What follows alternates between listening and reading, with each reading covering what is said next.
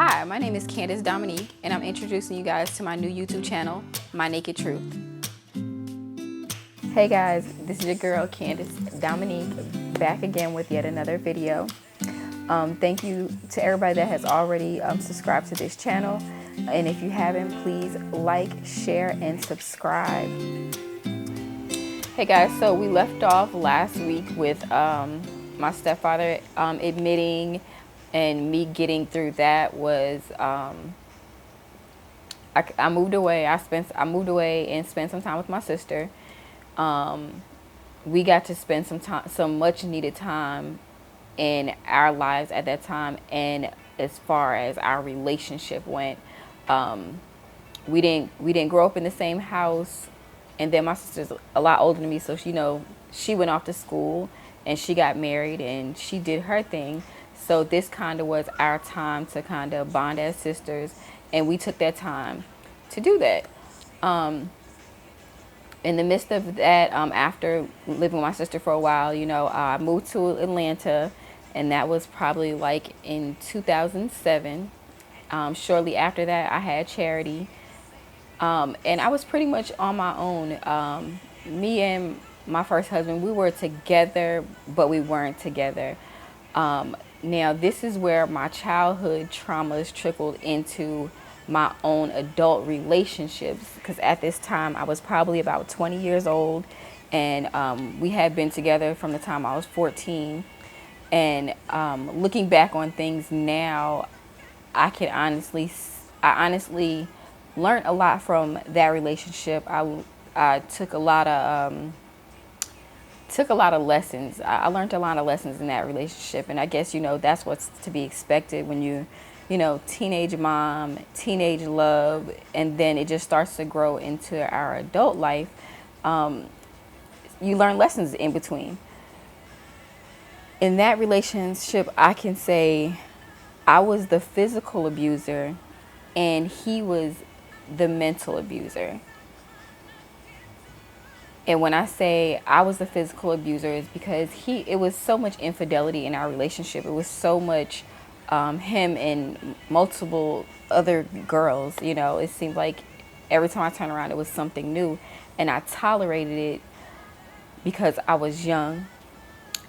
He took care of me and his kids. It wasn't a lot that I wanted or I needed in the relationship with him. So a lot of times I stayed is because of the security, as well as him being my kid's father, and just wanted to live in a house with a mom and a dad, and the love of each other. Our kids would grow up with that. So I wanted that. I wanted the same last name, everybody in the house with the same last name. That's what I wanted for my family. So I stayed. So he verbally abused and controlled me with the constant lying, the constant cheating, the constant just making me feel like I was better off there than anywhere else. Him just constantly having that kind of control. On my end, my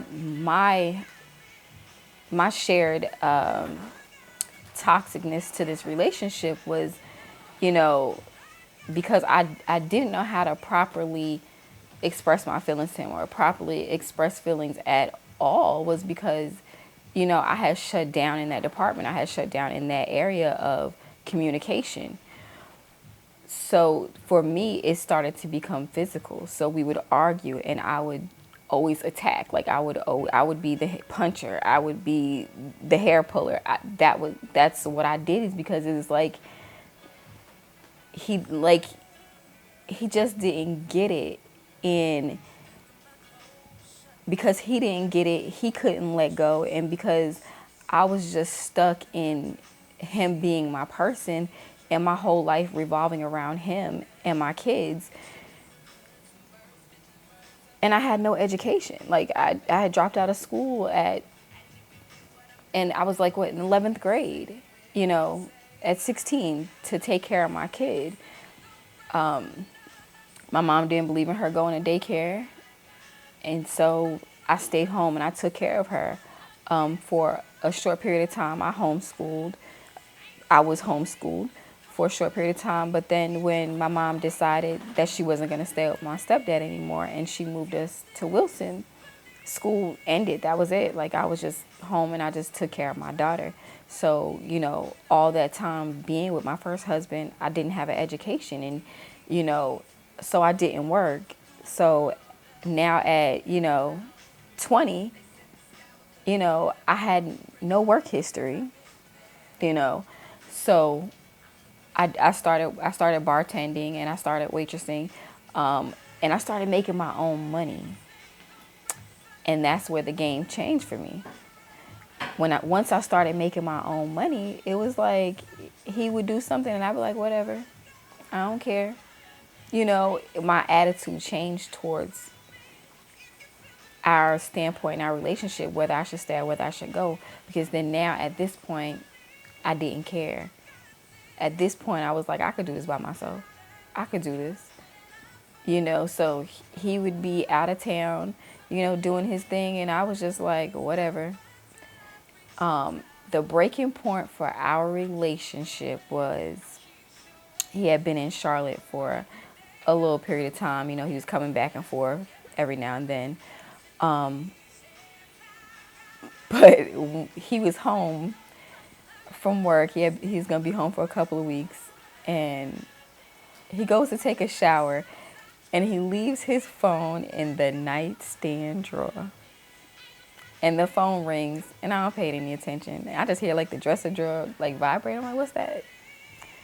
And then phone rings again. And then I'm like, okay, it must be emergency. Let me get the phone. So I pick the phone up. And I'm like, hello? And another girl on the end goes, hello? And I'm like, how can I help you? And she was like, can you put my baby father on the phone? And I was like, what?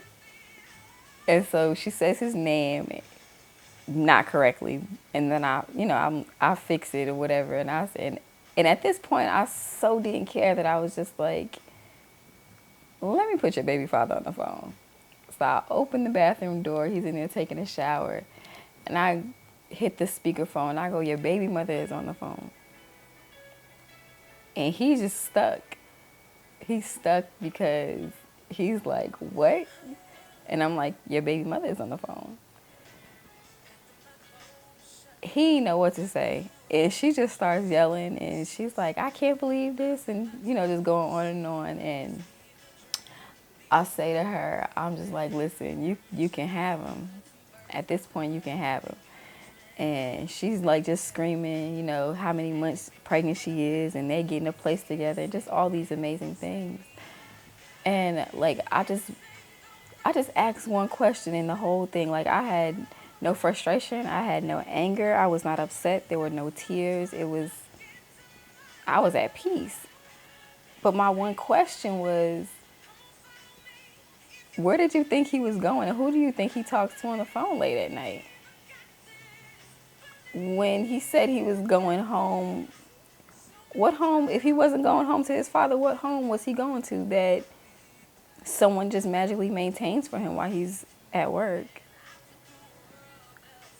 And that was it. And I didn't even stick around for the answer. I just, went ahead about my business. I left the house momentarily and I came back, started getting ready for work. And he's like, we're not going to talk. And I'm just like, for me, there was nothing left to talk about. At this point, I'm 20 years old. I had been with this man from the time I was 14 to 20 years old. And I was done, because one thing about me, and I know this is probably like the stupidest reason to not talk to a person, but I do not like embarrassment.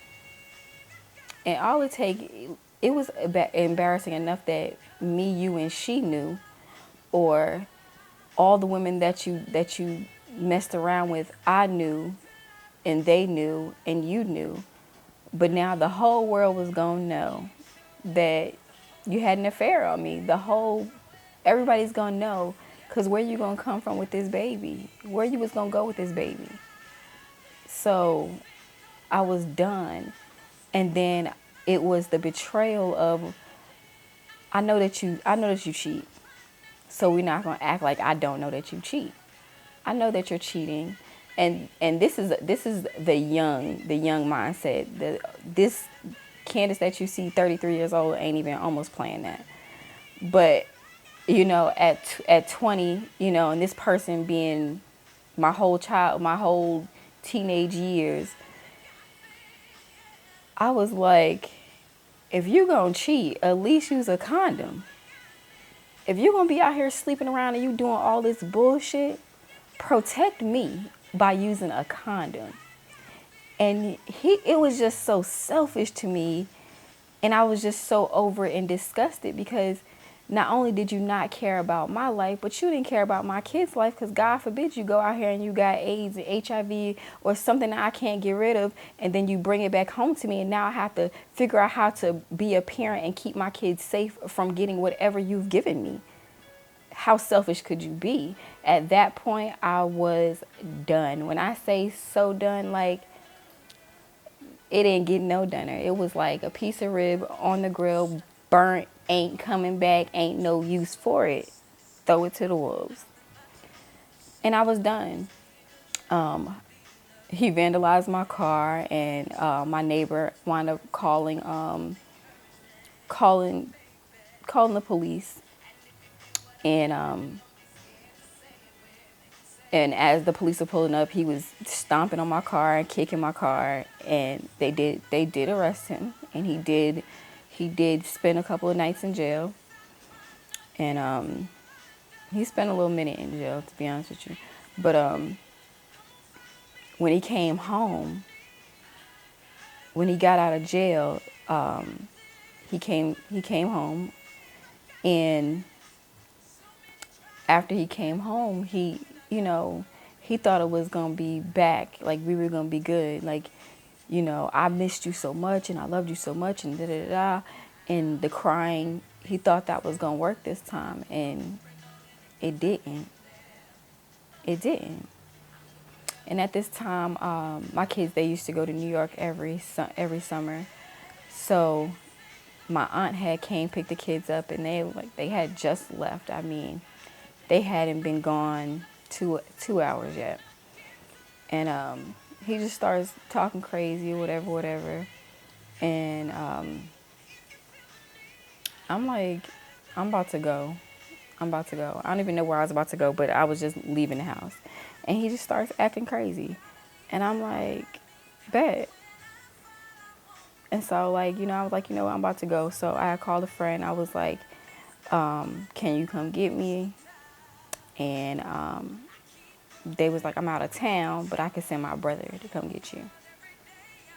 And he pulled up or whatever, and my ex had threw my suitcases away. So he pulled up and, brought me a suitcase or whatever. He was like, you good? And I'm like, yeah.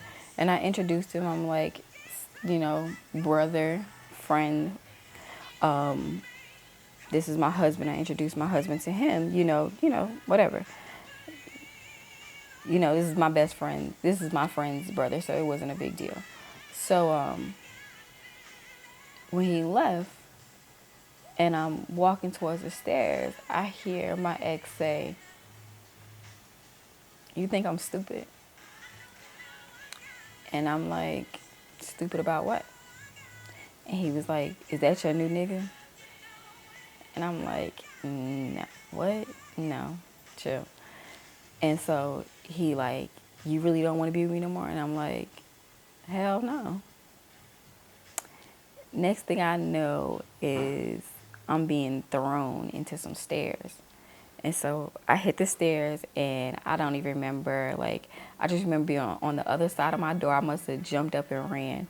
But I remember being on the other side of the door in the apartment, and him banging on the door and him saying, I'm sorry. And he had never been physically violent with me at all, ever. He had he's never been physical with me. I was always physical with him, but he's never been physical with me. That might have been my karma on that night.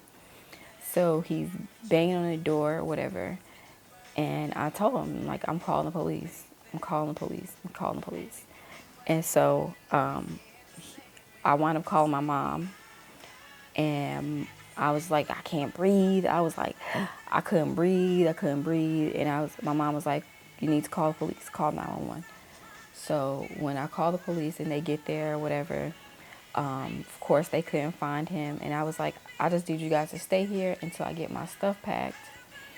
And one of the officers, she's like, are you okay? And I'm like, I just can't breathe.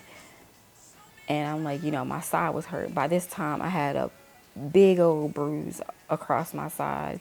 By then, from my ribs had hit the stairs, I had broken my ribs.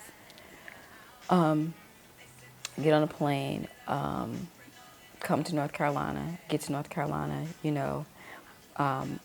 my friend at the time, which turned out to wind up being my second husband, he picked me up from the airport, and we go back to the house, and I call mom, and I'm like, hey, what time can I come to the house? Like, what time are you gonna get off work? Because I call mom, like, can I come home? She's like, yeah. So when I get there and I call her, and she says, and I'm like, ask her what time is a good time, blah blah blah. And her statement to me was like, I don't think you coming down here would be a good idea. And I'm like, Mom, I don't have nowhere else to go. And she was just like, I don't know. Her thing is, she didn't want me to live in the house or be in the house with her and her husband. So, me and DJ talk about it or whatever. And he's like, why don't you and the kids just stay here, whatever. And we did for a while. We stayed for a while. And then after a while, we started dating. It was, he was great to my kids. He was a good dude. On top of that, he was fine. But we had been friends for so long. It's like I knew so much about him. He knew so much about me. And we just clicked. And it just worked. You guys stay tuned for that relationship, how those things went, the events, and just how that turned out. I would like to say my kid's father is a good person. He's funny. He's hilarious. He was a lot of things. We probably would have been the best of best friends after the relationship if you had been a better dad to my kids. And my thing is, how can we be friends when you can't even be a dad? Dads, make sure that you do your part to be there for your kids, because it never took me saying a bad word or saying a bad word in front of my kids for them to develop their feelings for their dad. You don't have to say a word, because after a while, kids see your actions, and actions always speak louder than your words. So do what you say and say what you're going to do. You guys, if anybody has any questions or anything you would like for me, any questions you would like to ask, or anything you would like for me to talk about, please DM me at Pretty Brown Obsessions 1. Please make sure you add the 1 at the end of it. I'm going to start having people come on this channel soon. It's going to be very soon. So if anybody would like to be a part of that, also DM me, and I will definitely get back with you guys. At the end of this video, there will be a domestic violence hotline, a national hotline. You guys can call that. If you guys are here in Atlanta, there is a number for Safe Families, which is in Fulton County. Feel free to use them. They're an amazing group of people. You guys have a great week, and be blessed.